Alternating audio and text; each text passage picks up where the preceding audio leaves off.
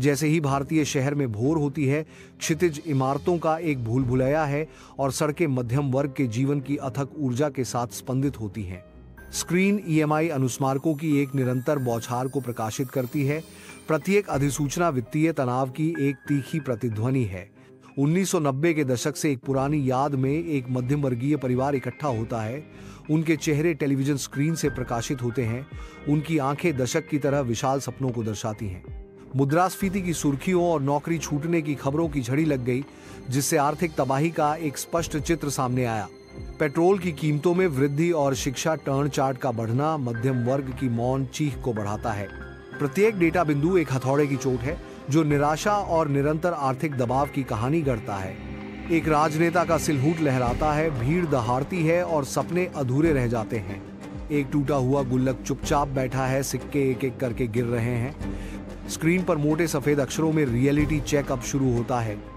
लिखा हुआ चमकता है जो एक नाटकीय गड़बड़ प्रभाव से बाधित होता है। दिल्ली की सड़क मध्यम वर्ग के यात्रियों से भरी हुई है, जिनमें से प्रत्येक अपने कार्यालयों तक पहुंचने के लिए शहर की अराजकता से जूझ रहा है। मध्यम वर्ग का संघर्ष स्क्रीन पर दिखाई देता है, जो शहरी जीवन की दैनिक चुनौतियों को उजागर करता है। एक परिवार एक तंग अपार्टमेंट की सीमाओं के भीतर संघर्ष करता है। उनका जीवन सीमित संसाधनों की कठोर वास्तविकता से ढका हुआ है। दफ्तर मध्यम वर्ग के कर्मचारियों की अथक मेहनत से गुलजार है। उनकी थकावट स्क्रीन पर लिखे घोषणा वाक्य को दर्शाती है। अति व्यस्त और कम वेतनभोगी। मुंबई की लोकल ट्रेन लोगों से भरी हुई है। कई लोग दरवाजों से लटकर अपनी जान जोखिम में डाल रहे हैं। स्क्रीन पर कठोर वास्तविकता चमकती है।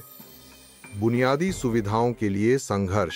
एक परिवार अपने नए घर के सामने खड़ा है, खुशी और संतुष्टि से चमक रहा है। मंद रोशनी में वह आदमी रियल एस्टेट विज्ञापनों और ठंड दस्तावेजों से घिरा बैठा है। उसका चेहरा चिंता से भरा हुआ है। एक आदमी अपनी डेस्क पर बैठा है, उसके माथे पर पसीना आ रहा है। उसकी आंखें बढ़ती आवृत्ति के साथ घड़ी की ओर जाती हैं। उसके सहकर्मी हंसमुख और लापरवाह दिखते हैं, लेकिन वह खुद को अलग थलग और अकेला महसूस करता है। पृष्ठभूमि में एक बॉस उसे डांट रहा है। शांत अपार्टमेंट में एक परिवार चुप्पी में भोजन करता है। हवा अनकही तनाव से भरी हुई है। आदमी के बोलने पर चुप्पी टूटती है। उसकी आवाज में तात्कालिकता भरी हुई है। हमें कुछ करना होगा। एक आदमी अपने परिवार के साथ पार्क में घूम रहा है। उनकी हंसी पेड़ों के बीच गूंज रही है। परिवार एक साथ खेलता है। उनकी खुशी हर गतिविधि में स्पष्ट है। आदमी मुस्कुराता है। आशावाद की अभिव्यक्ति उसके चेहरे को रोशन कर रही है। उसे एहसास होता है कि परिवार सबसे महत्वपूर्ण चीज है। शांत मंदता में अहमद किताबों और कैलेंडरों से घिरा बैठा है। वह ऐसे सपने देखता है जो कभी सच नहीं होंगे। 90 के दशक के भारत के हृदय में परिवार इकट्ठा होते हैं। आंखें टेलीविजन पर टिकी होती हैं, हाथों में चाय के प्याले होते हैं। स्क्रीन झिलमिलाती है, उनकी आशा भरी आंखों में प्रगति के सपने दिखाती है। मध्यवर्गीय आकांक्षाएं सादगी में जन्मी। अपार्टमेंट इमारतें क्षितिज के विपरीत उठती हैं, जो भारत की तेजी से हो रही वृद्धि को दर्शाती हैं। चमकते हुए कार शोरूम धन और प्रगति के प्रतीक प्रदर्शित करते हैं। बच्चे कोचिंग कक्षाओं में ठूस ठूस कर भर जाते हैं। आंखें पाठ्य पुस्तकों पर टिकी रहती हैं। भारत की विकास गाथा सामने आती है। नकारात्मक खबरों की झड़ी स्क्रीन को निगलने के साथ दुनिया रह जाती है। शेयर बाजार में गिरावट, विमुद्रीकरण, कोविड लॉकडाउन और नौकरी का नुकसान, और फिर सब कुछ बिखर गया। चमकती स्क्रीनें निराशा का एक निरंतर आक्रमण बन जाती हैं। माहौल भारी है। चुप्पी आने वाले कयामत के एहसास को बढ़ा रही है। सुरक्षा ने अस्तित्व को रास्ता दे दिया है। अहमद बिना किसी डर के देखता है। उसकी आंखों में एक गहरा संकल्प झलकता है। उन्होंने हमें एक सपना बेचा, फिर किराया बढ़ा दिया। अपेक्षाओं का युग। शहर की सड़कों पर मध्यम वर्गीय खुशियों के दृश्य भरे हुए हैं। न्यूज रूम में विमुद्रीकरण और कोविड-19 की छवियों के साथ स्क्रीन झिलमिलाती हैं, जो अशांति में एक राष्ट्र का एक कठोर चित्र चित्रित करती हैं। कमरे में एक आवाज गूंजती है। मध्य वर्ग सबसे ज्यादा प्रभावित हुआ। अहमद दर्पण के सामने खड़ा है। वित्तीय तनाव की प्रतिध्वनि हवा में भरने के साथ चिंता की लकीरें गहरी होती जा रही हैं। एक ग्राफ शिक्षा और स्वास्थ्य सेवा की बढ़ती लागत को दर्शाता है। बढ़ती लागत, घटता समर्थन। अहमद सीधे दर्शक की ओर इशारा करते हैं, जवाबदेही का आह्वान करते हैं। चलिए उन लोगों का नाम लेते हैं जो जिम्मेदार हैं। कैमरा एक खाली कुर्सी पर केंद्रित है। चुप्पी मध्यम वर्गीय संघर्षों की गूंज को बढ़ा रही है। एक आवाज चुप्पी तोड़ती है, सवाल करती है, किसने सपना तोड़ा? एक छोटे से कमरे में एक मध्यम वर्गीय छात्र एक डेस्क लैंप के नीचे पड़ता है, जिसकी लंबी छाया मामूली रूप से सुसज्जित जगह पर फैली हुई है। स्क्रीन पर एक स्पष्ट वादा प्रदर्शित होता है, बचपन की अपेक्षाएं, अध्ययन करो, अच्छे ग्रेड प्राप्त करो, नौकरी पाओ। दृश्य बदलता है, वास्तविकता का कुचलने वाला भार प्रकट होता है। बढ़ती मुद्रास्फीति, होम ईएमआई, बच्चों की स्कूल फीस। पेट्रोल पंप पर एक मध्यम वर्गीय आदमी ऊंची कीमतों को देखकर आर्थिक तंगी महसूस करता है। आर्थिक कठिनाई की कठोर वास्तविकता मंडराती है। विचलित करने वाला संदेश कोविड का प्रभाव, नौकरियां छूटी, दुकानें बंद हुई चमकता है, जो कठोर आर्थिक निराशा को रेखांकित करता है। डिजिटल इंडिया और फलते फूलते स्टार्टअप की फीकी पड़ती उम्मीदें व्यापक बेरोजगारी की कठोर ठोस सच्चाई से टकराती हैं। एक निजी अस्पताल में एक मरीज इलाज से पहले अपना कार्ड प्रस्तुत करता है, जो भी भाव वाले सरकारी अस्पताल के बिल्कुल विपरीत है। आय असमानता अमीरों की सुनी जाती है, लेकिन मध्यम वर्ग की आवाज कौन उठाएगा? बिजली बचाने के लिए एक घर में एसी बंद हो जाता है। एसी बंद हो जाता है, निजी जेट उड़ान भरते हैं। एक यूपीएसएससी कोचिंग सेंटर छात्रों से भरा हुआ है जो अपने भविष्य के बारे में चिंतित हैं। एक छात्र ट्यूशन की लागत जोड़ रहा है, शिक्षा और स्वास्थ्य के बारे में ऑन स्क्रीन संदेश के साथ। महंगी शिक्षा, कम वेतन वाली नौकरियां, बीमा भी एक मजाक बन गया है। क्या कोई मध्यम वर्ग की आवाज उठाएगा? एक साधारण अपार्टमेंट में एक भारतीय मध्यम वर्गीय परिवार वित्तीय तनाव से जूझ रहा है। मध्यम वर्ग देश की रीढ़ या बोझ। न्यू स्टूडियो में न्यू एंकर विकसित भारत के बारे में बात करता है। स्क्रीन पर गैस सिलेंडर की कीमतें 1100 और प्याज 80 किलोग्राम पर दिखाई दे रही हैं।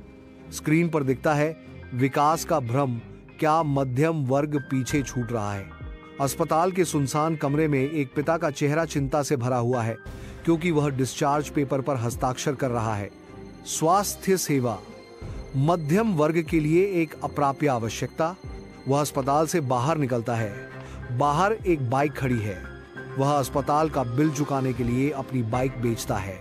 नोटिस बोर्ड पर निजी स्कूल की फीस प्रदर्शित है। प्राथमिक कक्षाओं के लिए $1000 आसीज। कथाकार पूछता है, शिक्षा सरकारी स्कूल बनाम निजी स्कूल, एक दुविधा। एक युवा व्यक्ति नौकरी पोर्टल को ध्यान से देखता है।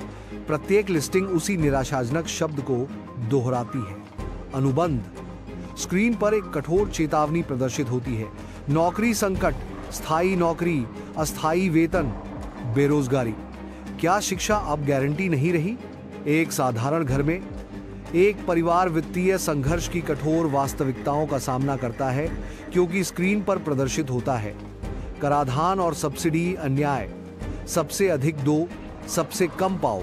अहमद बिना भुगतान वाले बिलों से घिरा बैठा है।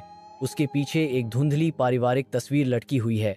यह उन सभी के लिए है जो कभी मध्यम वर्ग का हिस्सा थे, मिटाए जाने, बर्बाद होने से पहले। मध्य वर्ग की दुर्दशा। एक परित्यक्त कारखाना टूटे वादों के स्मारक के रूप में खड़ा है, जबकि विकसित भारत 2047 का नारा हवा में उपहास उड़ाता हुआ नाच रहा है।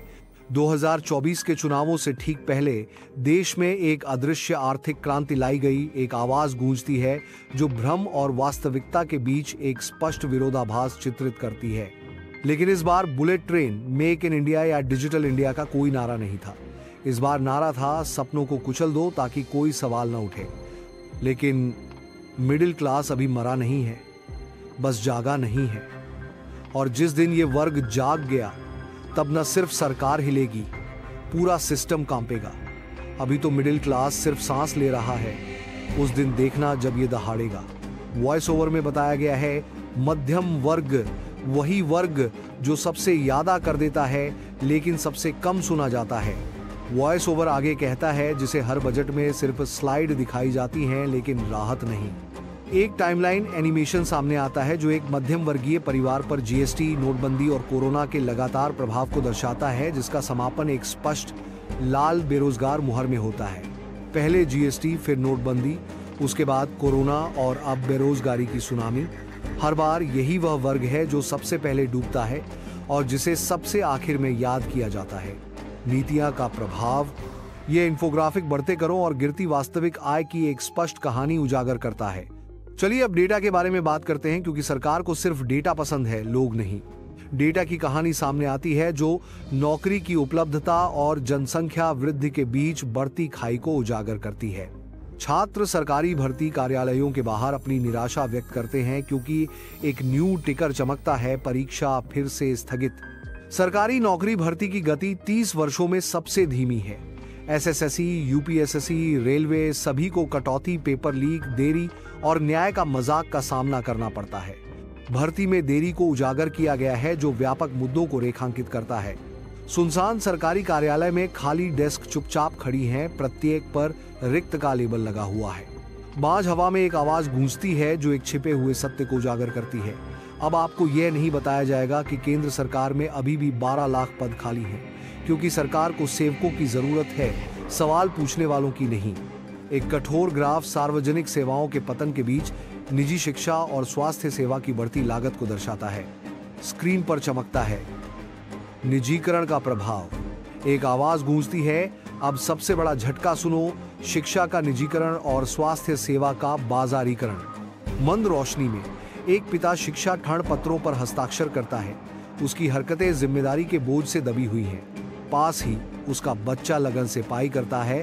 कैलकुलेटर की स्क्रीन भारी ट्यूशन फीस दिखा रही है। शिक्षा हर्ण उन पर मंडरा रहा है।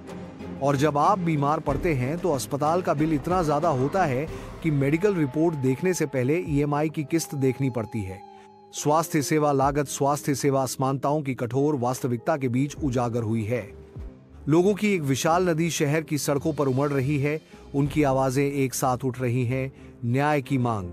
छात्रों, श्रमिकों और बुजुर्गों एकजुट हों। उनके विविध चेहरे परिवर्तन की साझा मांग को दर्शाते हैं। संसद भवन दूर से ही दिखाई देता है, जो अप्राप्य अधिकार का एक धुंधला प्रतीक है। ऊपर घने बादल छा गए हैं जो नीचे उबल रही अनिश्चितता और अशांति को दर्शाते हैं। विरोध के सागर के बीच एक अकेला व्यक्ति हाथ में झंडा कसकर पकड़े हुए विद्रोही खड़ा है। संघर्ष जारी है, बैनर घोषित करता है। ऊपर से शहर की गलियां जीवन से स्पंदित होती हैं। भीड़ में खोए चेहरों का एक सागर। आजादी की ओर दूर क्षितिज में राजनीतिक हस्तियां एक मंच पर खड़ी हैं। उनके शब्द तूफानी आकाश में विलीन हो रहे हैं। जंजीरें गिर रही हैं। सत्ता के बंद दरवाजों के भीतर राजनीतिक हस्तियां इकट्ठा होती हैं, जबकि बाहर प्रदर्शनकारियों की चीखें न्याय के लिए एक हताश गुहार में उठती हैं। राजनीतिक संघर्ष की छाया में न्याय के तराजू टूटे हुए पड़े हैं, जो टूटे हुए वादों और विश्वासघात का एक स्पष्ट प्रतीक है। स्क्रीन चमकती है, सत्य की खोज सत्ता के गलियारों में खोए आदर्शों की एक डरावनी याद दिलाती है। अतीत के नेताओं का भूत मंडराता है। उनकी उपस्थिति अटूट उत्पीड़न की एक डरावनी याद दिलाती है। छाया से एक युवा प्रदर्शनकारी उभरता है, जिसकी आंखें आशा की आग से जल रही हैं। शहरी फैलाव के बीच चेहरों का एक सागर संगठित अराजकता में घूमता है। प्रत्येक व्यक्ति उद्देश्य की खोज में खो जाता है। शहर का दृश्य दो दुनियाओं में विभाजित है, शक्ति का छायादार क्षेत्र और आम आदमी का उज्जवल मार्ग। प्रदर्शनकारियों का एक समूह संकेत उठाता है। शहर की भारी पृष्ठभूमि के खिलाफ उनकी आवाजें दबी हुई हैं। एक युवा प्रदर्शनकारी सीधे कैमरे में देखता है। उसकी आंखें दृढ़ संकल्प से जल रही हैं। प्रदर्शनकारी के पीछे एक अंधेरी आकृति है जो सरकार के दमनकारी हाथ का प्रतिनिधित्व करती है। पुलिस की एक कठोर पंक्ति ढालें उठी हुई हवा में तनाव के साथ उमड़ती भीड़ का सामना करती है। विद्रोह के एक क्षण में एक व्यक्ति स्थापित व्यवस्था को चुनौती देते हुए मुक्त हो जाता है। खुले आसमान के नीचे एक विशाल राजनीतिक रैली चल रही है जो एकीकृत उत्साह और निर्विवाद भक्ति का दृश्य है। चेहरों का एक सागर सभी एक ही नारे को दोहराते हुए एकता की एक जबरदस्त भावना पैदा करता है। मंच पर अस्पष्ट राजनीतिक हस्तियां ध्यान आकर्षित करती हैं, एकजुट भक्ति के एक सिम्फनी का आयोजन करती हैं। एक प्रभावशाली राजनीतिक शख्सियत एक शानदार कमरे के केंद्र में खड़ी है, जो शक्ति और नियंत्रण का प्रतीक है। फर्श पर टूटी हुई घड़ी बिना प्रगति के समय बीतने का प्रतिनिधित्व करती है। पृष्ठभूमि में लोगों को अंधी श्रद्धा में आकृति को देखते हुए दिखाया गया है, जो जनता के हेरफेर का प्रतीक है। एक तंग 1 BHK फ्लैट में एक आदमी चुपचाप खड़ा है। उसकी निगाहें शून्य में खोई हुई हैं क्योंकि बिल मेज पर बिखरे हुए हैं। प्रत्येक बोझ की एक स्पष्ट याद दिलाता है। सपनों का घर, EMI का बोझ, मंद रोशनी में बुजुर्ग माता पिता टीवी देख रहे हैं, बिजली का बिल पास में ही पड़ा है। मंद रोशनी वाले रसोई घर में साये नाचते हैं क्योंकि एक दंपत्ति का तर्क उबलता है। अनकही नाराजगी का बोझ हवा में भारी है। सिंक में बर्तनों का ढेर लगा है जो दिन भर की थकान का एक मौन स्मारक है। हर महीने का संघर्ष, खुशियों की कमी, हर महीने एक संघर्ष, खुशी की कमी शब्द भारी पड़ते हैं, उनकी वास्तविकता की एक कठोर याद दिलाते हैं। दिन के कठोर प्रकाश में एक युवती अस्वीकृति ईमेल की कठोर वास्तविकता का सामना करती है। उसकी आंखें निराशा के गहरे कुएं को दर्शाती हैं। लैपटॉप की स्क्रीन पर ठंडा संदेश चमक रहा है, नौकरी की तलाश, निराशा का दर्द। पेट्रोल पंप पर एक मध्यम आयु वर्ग के आदमी का सदमा स्पष्ट है क्योंकि वह मूल्य प्रदर्शन को देखता है। स्क्रीन पर चमकता है पेट्रोल 100 पार, मध्यम वर्ग बेहाल। दुकानदार जीएसटी कागजी कार्रवाई से जूझ रहा है, उसका चेहरा भ्रम और निराशा से भरा हुआ है। जीएसटी का चक्कर, कारोबार ठप। कंप्यूटर स्क्रीन पर एक कठोर संदेश चमक रहा है, एआई का आतंक, नौकरी गायब। एक निराश युवक लोकल ट्रेन से बाहर देख रहा है। उसके हाथ में फाइल है और उसने एक सस्ती फॉर्मल शर्ट पहनी हुई है। एक समय था जब देश का सपना होता था अपना घर, अपनी कार, अपने बच्चों के लिए अच्छी पढ़ाई। आज वो सपना सिर्फ एक मजाक बन चुका है। मंद रोशनी वाले बोर्डरूम में धुंधली आकृतियां बैठी हैं। कम रोशनी के कारण उनके चेहरे ढके हुए हैं। वे एक मध्यम वर्गीय परिवार को दर्शाने वाले चार्ट के चारों ओर इकट्ठा होते हैं। करों के बोझ तले उनके सपनों को कुचलने के लिए तैयार हैं। क्या आप जानते हैं कि मध्यम वर्ग का सबसे बड़ा दुश्मन कौन है? पाकिस्तान नहीं, चीन नहीं, बल्कि वह प्रणाली जो ईएमआई के बोझ तले आपके सपनों को कुचल देती है। एक तरफ एक कॉरपोरेट कर्मचारी लगातार टाइप करता है जो आधुनिक श्रम के सार को दर्शाता है। दूसरी ओर सुबह 9 बजे से रात 9 बजे तक एक घड़ी की लगातार टिक टिक अंतहीन पीस को समाहित करती है। आज एक साधारण काम करने वाले आदमी का जीवन गुलामी से कम नहीं है। सुबह 9 बजे से रात 9 बजे तक काम करो और फिर घर जाने के बाद भी शांति नहीं है। ईएमआई का कैलेंडर खुलता है जो किसी भी हॉरर फिल्म जितना ही भयानक है, जिसमें car EMI, credit card bill, home loan EMI जैसे शब्द लाल रंग में भयावह रूप से लिखे हुए हैं। एक कठोर कोलाज सामने आता है जो मध्यम वर्ग के जीवन के अथक संघर्षों को दर्शाता है। अस्पताल के भारी भरकम बिलों और भरे हुए राशन की दुकानों के दृश्य वित्तीय तनाव की एक ज्वलंत तस्वीर पेश करते हैं। दरवाजों पर चिपकाए गए बेदखली नोटिस आसन्न अनिश्चितता की गंभीर याद दिलाते हैं। स्कूल फीस, अस्पताल के बिल, राशन, किराया, सब कुछ आसमान छू रहा है, लेकिन वेतन वही रहता है। और नौकरी की सुरक्षा, इसके बारे में तो पूछो ही मत।